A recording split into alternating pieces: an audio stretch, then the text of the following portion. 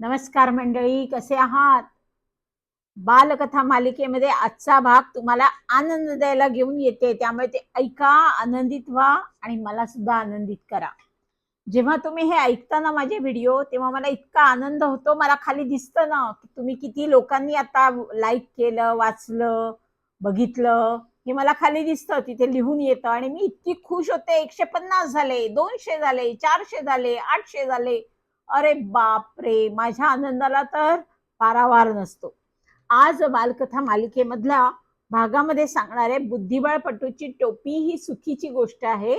आणि सुखी हा एक 5वी मध्ये शिकणारा मुलगा आहे. त्याला थोडंसं बुद्धिबळ येतं, पण त्याला खेळायला खूप आवडतं.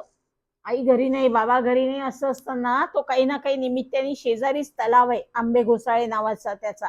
ठाण्याला राहतो सुखी, आनंद पार्कला. आणि त्याच्या घराच्या जवळ श्रीरंग सोसायटीची शाळा आहे. एक मोठं मैदान पण आहे, ज्याच्यामध्ये सर्कस पाहिली होती आपण.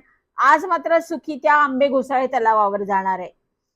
त्या दिवशी असा दिवस आला की आता सुखी नुकतंच शिकलाय की गृहपाठ केलाच पाहिजे.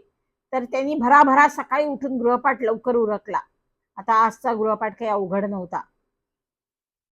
प्रथम खिडकीत बसून वर्तमानपत्र वाचणाऱ्या चेटकिणीचं त्यांनी चित्र काढलं आणि मग त्यांनी एक वाक्य रचलं, आम्ही घर बांधले.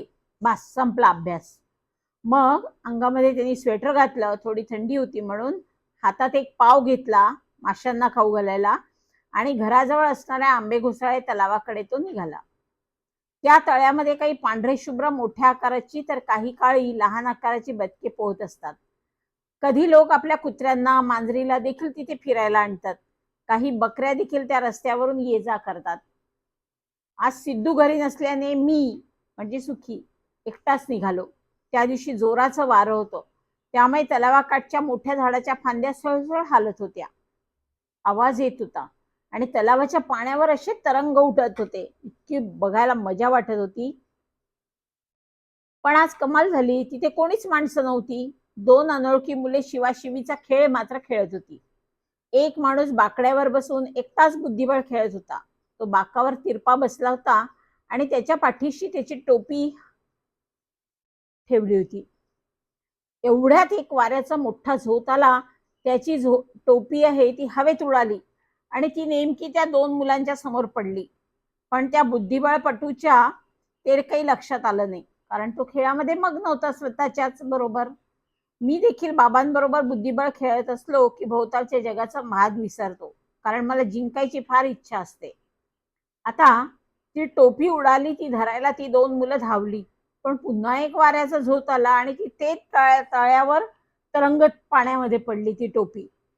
मोठ्या पांढऱ्या शुभ्र बदक तिथे होता, तर त्या नेमक्या बदकाच्या डोक्यावर पडली. ते बदक डोकं हलवू लागला, कॅक कॅक कॅक कॅक करत, पण ती काही निघेना. बाकीचे बदक देखील एकच गलका करू लागली. त्या अद्भुताकडे टकामका आम्ही देखील बघू लागलो. ती 2 मुलं तलावाकाठून त्या बदकांना क्वॅक क्वॅक आवाज करत बोलवू लागली. मी त्यांना म्हटलं, माझ्याजवळ पाव आहे, आपण बदकांना पावाचं आमिष दाखवू आणि त्यांना जवळ बोलवू.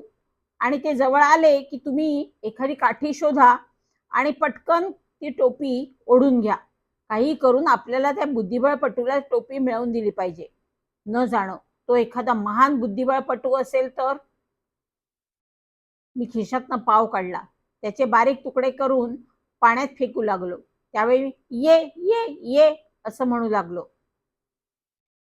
तळ्यातले सर्व बदक पोहत आता माझ्याकडे येऊ लागले. ऐन किनाऱ्यावर त्यांचा एकच कलकलाट माजला. ते एकमेकांना ढकलाढकली करू लागले. टोपीवाले बदक सुद्धा त्यांच्यात होते.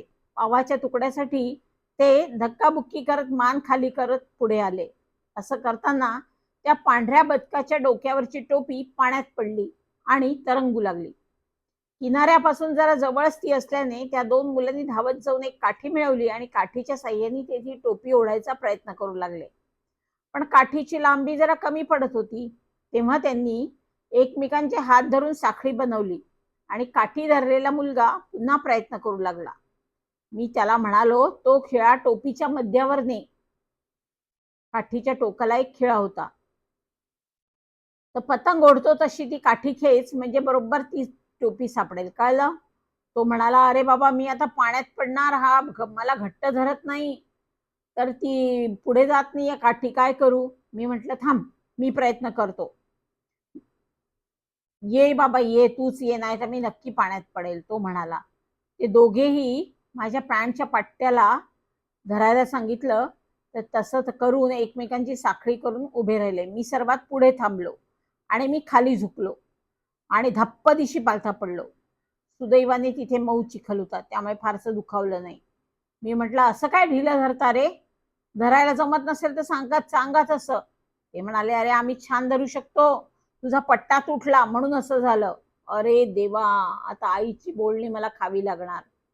असू दे, माझ्या खिशात कोंबा तो पट्टा आणि माझ्या टी शर्टला घट्ट धरा, स्वेटर सहित. हे काही फाटणार नाही बघा, धरा धरा. मी आता परत काठीसह टोपीसाठी ओणवा झालो, पालथाच झालो म्हणा जवळजवळ.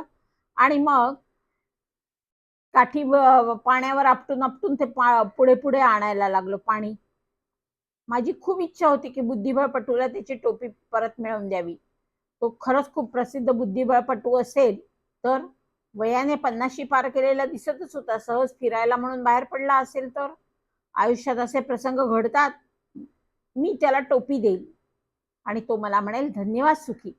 मग मी माझा फोटो त्याच्याबरोबर काढून घेईल आणि नंतर तो सगळ्यांना दाखवेल. कदाचित तो एखादा डाव देखील माझ्याबरोबर खेळायचं मान्य करेल आणि अचानक मी जिंकलो तर. असे सुद्धा प्रसंग घडतात. एवढ्यात टोपी तरंगत तरंगत जवळ आली. मी लगेच खिळ्याने अडकून माझ्याकडे ओढली. ती मुलं एकदम ओरडली, अरे वा वा वा, टोपी सापडली, तो टोपी सापडली, सिंधू तू पकडली. आता मी ती टोपी उचलली तर खरी, पण ती पाण्याने जड आणि ओली झाली होती. मी म्हटलं, अरे तिला पिळून काढूया. एका मुलाने टोपीचे एक टोक धरले, तो डावीकडे फिरवू लागला, मी उजवीकडे फिरवू लागलो, पिळायला लागलो. तर टोपीमधलं सगळं पाणी गळलं. आम्ही तिला चांगली पिळली होती, त्याच्यामुळे काय झालं, ती मध्यभागी उसवली. ज्याने टोपी पिळली नव्हती तो म्हणाला, द्या ती टोपी इकडे, मी त्या माणसाला नेऊन देतो. मी म्हणालो, अरे वा, मी स्वतः देणार. तेव्हा तो मुलगा टोपी स्वतःकडे खेचू लागला, दुसरा स्वतःकडे आणि मी माझ्याकडे. अशी आमच्याकडे रस्सीखेच सुरू झाली. त्यांनी काय झालं, टोपीच्या आतलं अस्तर फाटलं. आता संपूर्ण टोपी त्यांच्या हातात गेली. मी म्हणालो, पावाचे आमिष दाखवून मी बदकांना किनाऱ्यावर आणले, म्हणून टोपी देण्याचा हक्क माझा आहे. ती मुलं म्हणाली, पण खिळ्यासकट काठी कोणी दिली? तर मी म्हटलं, पण पट्टा कोणाचा तुटला?